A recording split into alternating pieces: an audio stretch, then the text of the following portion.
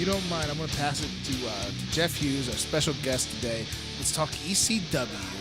ECW was the third brand during those huge wars in the late 90s, but really some classic stuff and really a lot of great characters built out of ECW, not just there, but just all together in wrestling. So hit us with, let's start with underrated. Okay.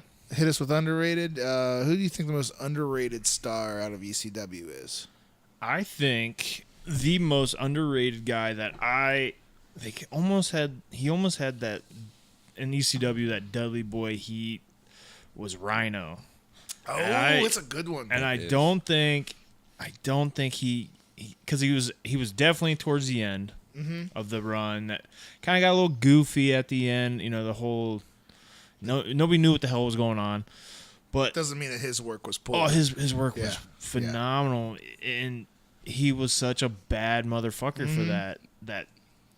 Where the body didn't matter, you know. He didn't need to be a giant guy, even though he's a big man. Oh, he was built like I was in the ring with him. He's a big dude. dude. He's a big guy, but like that didn't matter as much as it did in like the early, WWF days. He pile drove the Sandman's wife. That's not a wrestler at all. Through a table, just a skinny lady. And he, if you remember correctly, when Sandman won the title, Rhino came and like beat the shit out of him. Yeah. And says, I want a title match. And Sandman just wrestled, just won the title. It was like, no. And he goes, say you either accept the match and you die, or I go up in the stands and find your wife and she dies. Jesus. Yeah. It was like a what believable shithead, right? villain, dude. He was a villain. He's a monster. Yeah, I loved his work in ECW. I thought he was... And I don't think he ever captured it again. And that might have been like with WWF's handcuffs, because Rhino always was a really good worker. Where that intensity was always high. Kurt Angle loved his intensity. When Edge and Christian introduced him, well, I love your intensity. Question your intelligence, though.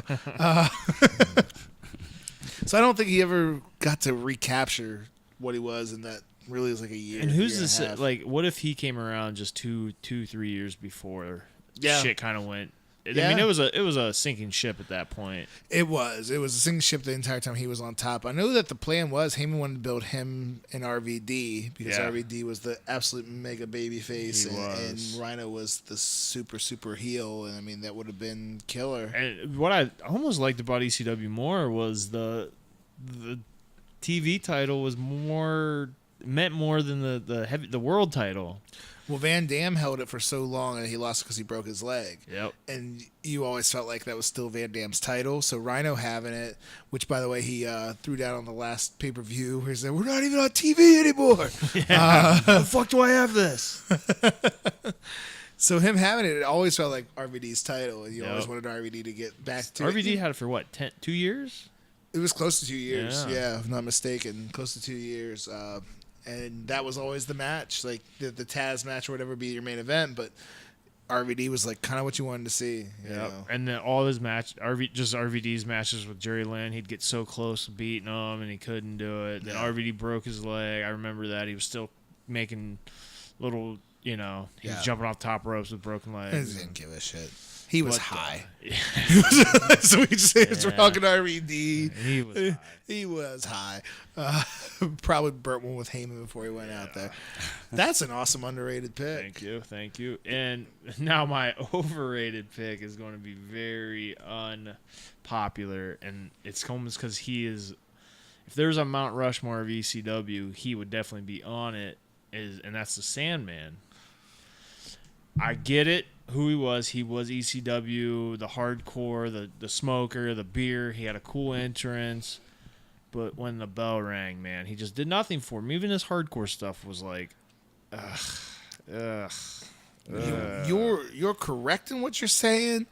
The only reason why I don't necessarily say he's overrated is because they never portrayed him that he was.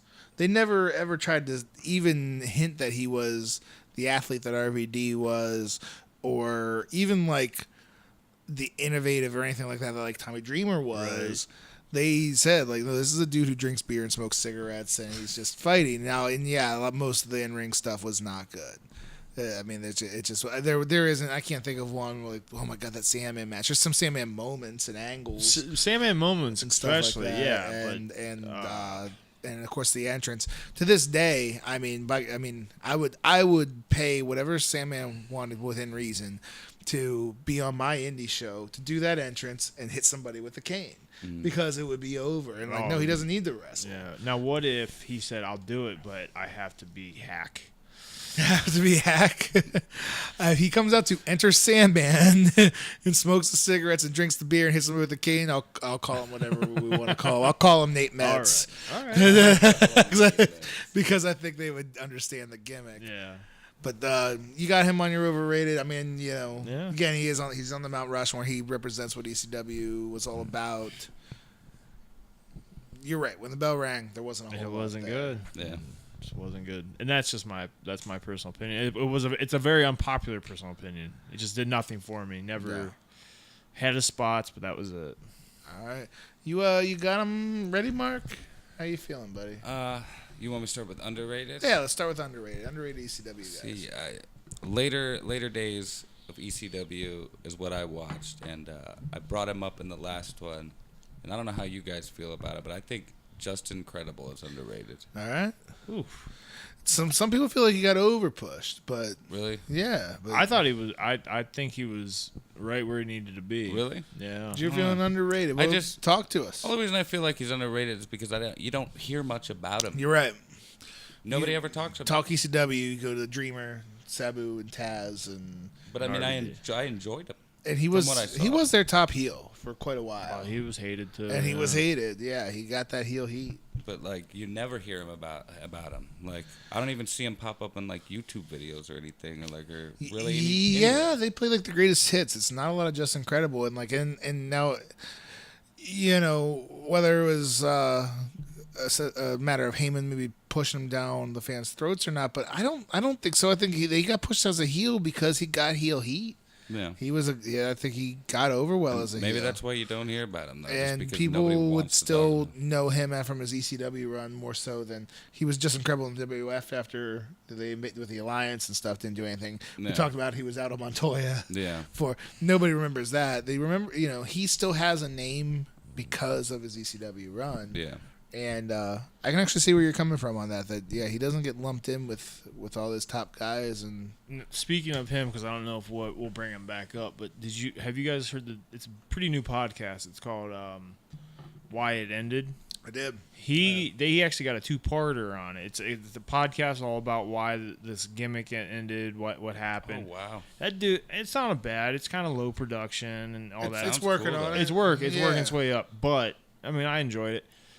It was hard to get through his first podcast because it was just an emotional roller coaster, up and down, but he had a lot of good things to say. And Very honest. very honest.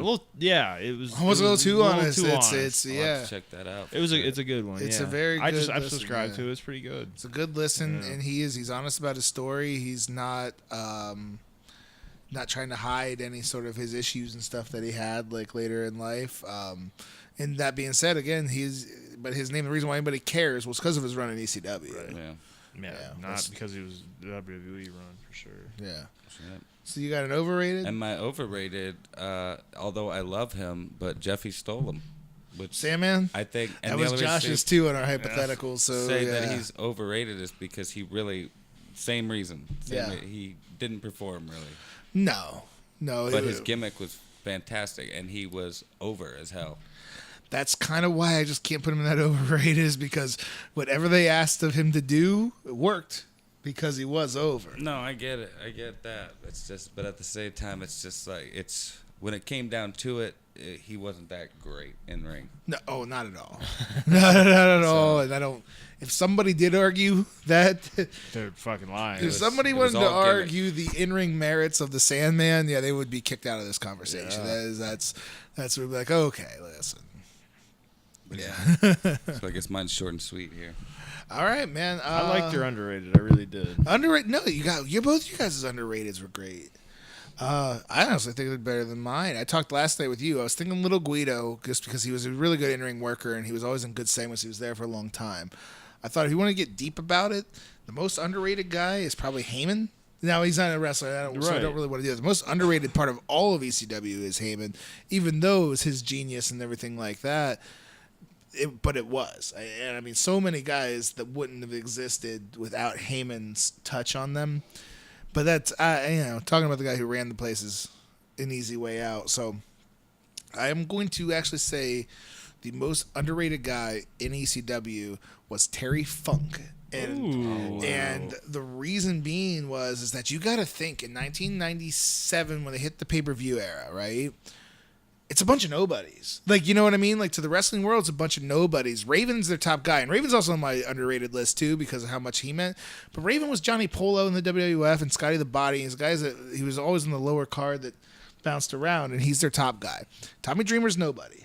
You know what I mean? Like, Tommy Dreamer was an indie guy that took to ECW, being the ECW guy. But he's kind of nobody. Lance Storm and RVD are on those shows. They're great athletes, and they'd go on to have great careers, especially RVD. But at this time, 97, they're nobodies, Nobody right? knew about 'em, yeah. The Dudleys are nobodies. You know, these are basically glorified indie guys. Yeah. You know, I mean, I say nobodies are nobodies to the mainstream wrestling world. They're going on pay-per-view in 1997, trying to compete with WCW, super duper hot. WWF is getting, Austin is on fire, and these guys are entering this pay-per-view world against them. But they have Terry Funk. They have Terry Funk, who now it was a little bit before our time. He was a real life NWA heavyweight champion. I love Terry Funk. If you go back and watch him, like he's the wild man character. He was just a blast to watch in the ring, but he lent credibility to the brand when they didn't really have it. Yeah. Terry Funk was a well-known name, and he won the title at Barely Legal, their first pay-per-view. He won it from Raven. He didn't hold it long. But it was kind of, it wasn't really the point. It was his name coming into that company as a legitimate, top star, other places, saying this is the place where I want to be, and he's bleeding, and he's having the crazy matches with these guys. He's an old man. Yeah. He was an old man then. Yeah. So he's out there lending his credibility to this brand because he believed in it. And then he wasn't around much longer. He was there throughout 97, I think. And then he had a WF run with WCW also. But I think him lending his credibility is really, really huge to what ECW became. Yeah. No, yeah, for sure. It's a good one. I like that one. Actually, they were all three of them were pretty good. So now I got hit overrated, right? Jeff didn't like this. I think overrated is Taz. I think overrated is Taz, and I'm gonna tell you why. Okay, all right. I run a promotion. Okay, this is my promotion. Mark Thomas, I want you to go on camera. I want you to tell everybody that you're the baddest motherfucker in the world, and you're gonna choke this dude out. You're gonna choke your opponent out tonight, and there's nothing he can do about it. And then when we get into the ring, you're gonna choke him out. You're gonna beat the shit out of him. Because you're a big badass motherfucker. That's Paul Heyman booking it. That's Paul Heyman just booking it, just saying he didn't want Taz to lose. He didn't want Taz to bump if he didn't have to. Yeah. He wanted Taz to go on camera and say, "I'm the baddest motherfucker. I'm gonna kill you. I'm gonna choke you out. Survive. Win if you can. Survive if I let you." All of that, and then he protected him in the ring. So the Taz character got elevated so much. Like, yeah. And then he goes to the WWF. Man. That was a douchebag move for sure. And then he's just kind of a little dude that hey, no, Vince says no. You're not going to tell every motherfucker you're going to kill him, and you're not going to kill everybody. We're going to work. And it didn't work out for him. And then that's Taz, and that's what I'm saying. His character was great in ECW, and he's a very capable in-ring worker. He's not bad or anything like that, but also Taz matches are Taz matches. I didn't. You weren't geeked to see him like an RVD match. You wasn't even as fun as like a New Jack match with the nonsense. Or Tommy Dreamer was a real life baby face, getting the shit kicked out of him. Taz was Taz. I don't really give a shit about a necessarily good guy that's going to tell me he's going to kick the shit out of you, and then he does kick the shit out of you because that's how you're booked. I just don't see it. I don't think that makes you the best. So when he gets, and I mean, he should be part of the top ECW guys you talk about him because he was a top ECW guy. But in my opinion, him as a whole, overrated. It's just not that hard to cut a promo saying that you're going to kick the shit out When of a somebody's guy, giving you the lines. and then knowing that you're going to be able to go out there and kick the shit out of the guy. The only reason, because you make very good points, the only thing I'm going to disagree on is because he wrestled his Bam Bam Bigelow matches were fucking so much fun. Told a good story. I think Bam Bam could be on that underrated list in ECW. Yeah, he was out there fucking busting his so ass. much fun. in Yeah, ECW. and a lot of people don't think of that. They think of the Bam Bam. He moved good for a big guy. Oh, Bam Bam was so good, man. And early, he was mid '80s in the WWE. Yeah, He was mid in to the late very 80s first was when he- video game. Yeah, he was in that WrestleMania game, doing the cartwheels. Doing the cartwheels, eating fire through the ropes.